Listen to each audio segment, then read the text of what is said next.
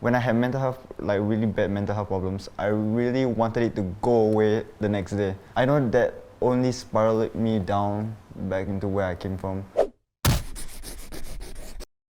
Hello everyone, welcome to the new series of Headspace by Ladies First.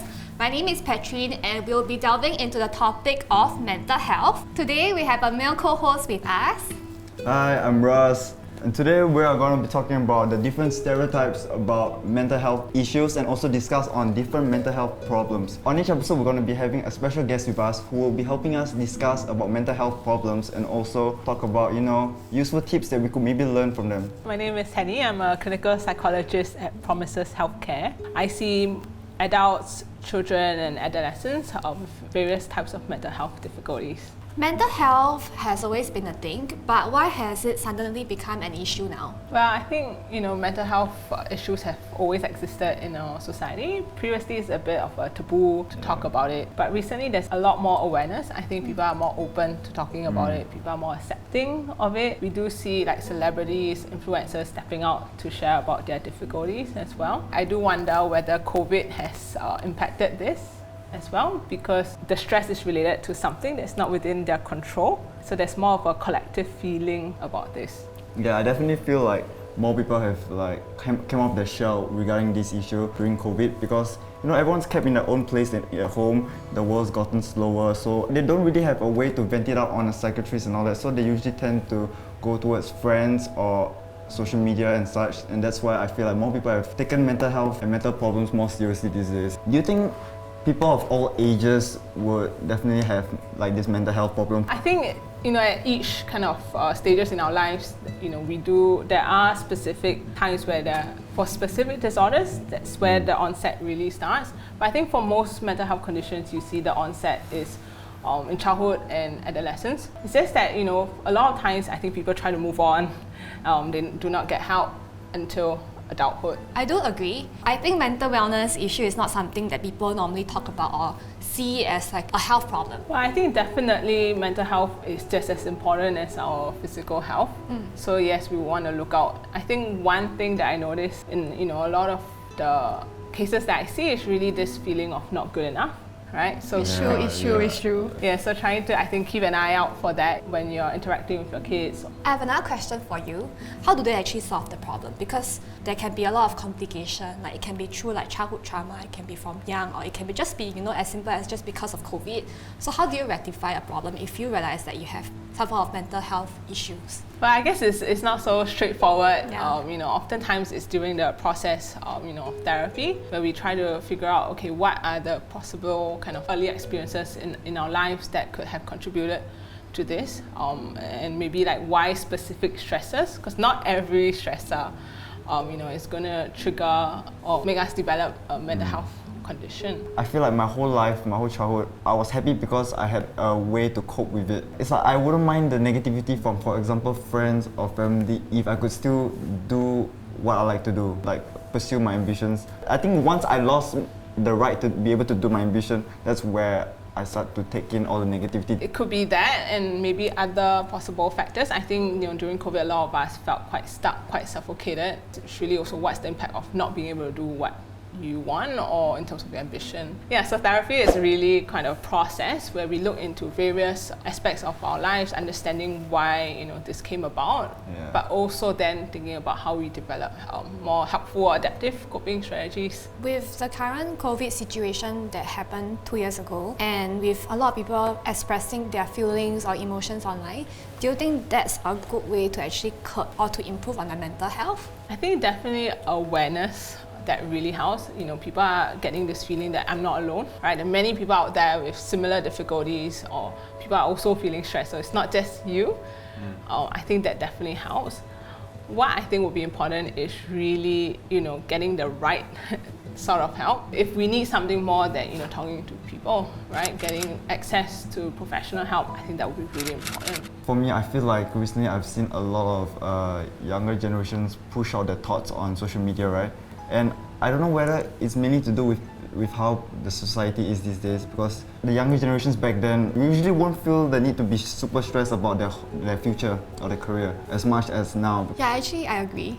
I think because of how society works these days, a lot of pressure or aspiration that a lot of youngsters us have, right? Like we want to do our best, we want to be successful. So a lot of this stress come upon us, especially in this society today where everything is just very fast-paced. Personally, for myself, back then when I was having a little bit of mental health issue, I actually went on TikTok. TikTok? Yeah, I actually went Seriously? on TikTok, and I think I'm a little bit of a nerd because my TikTok is not just about the dance and everything else. Also, you have therapy sessions on TikTok also. Yeah, like I have those like motivational quotes. People who have been there, done that, they normally share like their wisdom on like what they should do or what you can do to change your mind.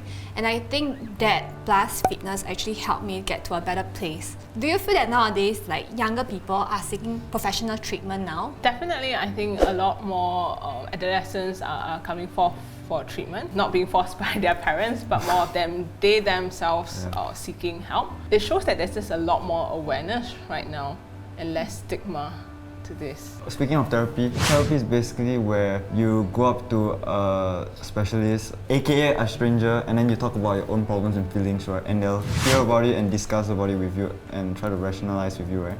So do you feel like most people would feel like it's weird because you're basically just speaking out to a random person who you've never seen before or known before? The process is scary. Most people don't step forward to seek help because they don't know what to expect. So yes, definitely there's the part about trying to kind of understand the issues and where it came from, or helping them feel supported is important. Ultimately, it's about finding a good fit between your therapist and yourself before I feel like therapy would really work. Correct me if I'm wrong, it takes a number of sessions for the individual to see some form of results that they would like to achieve, right? Yes, so usually it's not immediate. It's not like, if I have a headache, I take Panadol and I feel better, right? So yes, it takes commitment. So understanding that, I think that definitely helps manage expectations when someone goes into therapy. So if a person wants to seek professional help, what would they need to expect from the entire therapy journey? Well, I think definitely it's time and commitment, right? Understanding what are the costs involved here. Also know that it's not just about the therapist deciding what the pace of therapy should be. I think definitely the client has a say. Some people are more open, they'll share very readily. Some people are a little bit more unsure, perhaps more worried about feeling vulnerable. They're just not used to talking about their feelings. Yeah, so know that you have a say, definitely, and talk about any issues, for example, you don't feel it's helpful. I think it's very important that it's being brought up in the therapy sessions. What do you think is wrong with Singapore society that more people are suffering from such illnesses and mental health problems? But I don't think it's just specific to Singapore. I think if you look at the statistics across the world, I think many countries are also seeing an increase in mental health issues. But we do know in Singapore the top 3 mental health conditions are major depressive disorder, alcohol abuse, and obsessive compulsive disorder. That's something new. I Wait, didn't what? know. Is that high, OCD? Yes, I yes. did not Singapore know. is known as the capital of OCD. Oh my. Oh my. Maybe that's why we're kiasu, is that it? Guess so. I don't know, like how do you define OCD and like how do you determine that, you need to get Yeah, how do you tell whether professional help? you have OCD, like suddenly I'm arranging books in my room and then I'm so neat. Yeah, I'm trying to be neat and tidy, right? Yeah, so am I OCD if I do that? But I think it really depends on the impact it will have on someone's life. For example, if I'm always late or I can't leave the house before I do certain things, and it's also that if it's causing distress, some people might feel the need to wash their hands, to clean. That will then signify that it's not just I like to be clean, right? It is actually causing an impact in the individual's functioning. OCD is really not just about cleaning, like what we know. There are different types of obsessions and compulsions. Sometimes you see people checking whether the electric switches are switched off, whether the door is closed. There's also certain type of repetitive behaviors that you might notice that's a little bit strange or not necessary. Then how about like specifically for youngsters? Is there anything that we need to know or to be preempt of? Well, I think, for mental health conditions, oftentimes the first onset would be in childhood and adolescence. Okay, what I see, the common ones like depression, anxiety disorders.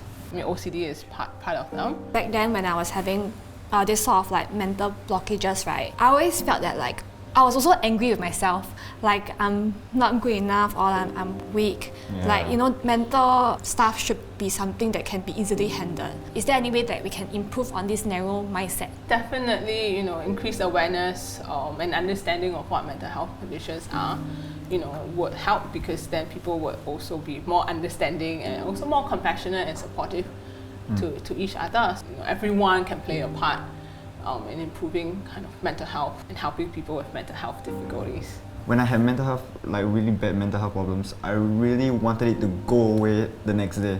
I keep shoving myself to be happy, trying to be happy, aka forced happy or some sort. I know that only spiraled me down back into where I came from. So yeah, do you have any advice regarding any way we could handle it on our own? Having a mental health condition is not because you're weak or it's not a personal failing, it's not a sign of weakness. So actually seeking help would be a sign of strength. So rather than pushing it away, you know, thinking about, okay, what might be helpful for you to take the first step. So I think it's helpful that people then, you know, try to seek help, right? Talk to people around you, people that you trust, that you feel supported and that you won't be judged. Maybe that would be a good first step. Knowing to take care of our bodies as well, right? In terms of like sleep, eat well. Sleep, eat well.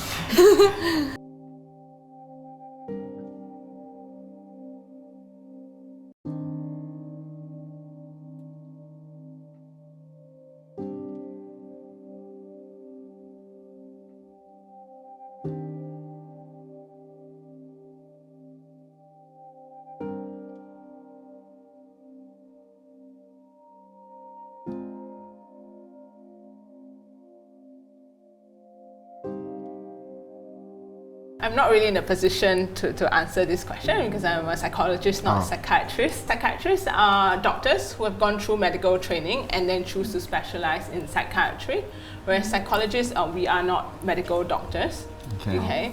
But we have gone through specific training, okay, to deliver, oftentimes it's assessments or therapy. So oftentimes we work very closely with psychiatrists, where psychiatrists will focus on more prescribing medication, and then we will help in terms of supporting with therapy. It's really talking about to your psychiatrist, really, you know, what are the other options. I think that would be really helpful. After today's session, I realized that there's so much dynamics into mental health, and this is something that I think even for myself and for us, we should look deeply into. Alright, so that's the end of our introduction to this series of mental health. I'd like to thank Henny for taking your time off to give us a bit of insight about mental health. Now, we know that mental health is as important as physical health, so we should take necessary precaution. That's right. Do stay tuned on our subsequent episodes with Henny as well. And also, if you guys have any problems, make sure to let your families, friends, or even me know. Maybe you know, we can talk about it. We can like discuss about our own problems. You know, make sure don't keep it in, and yeah. Thank you so much for watching. Remember to subscribe and watch our latest video. See ya! Bye!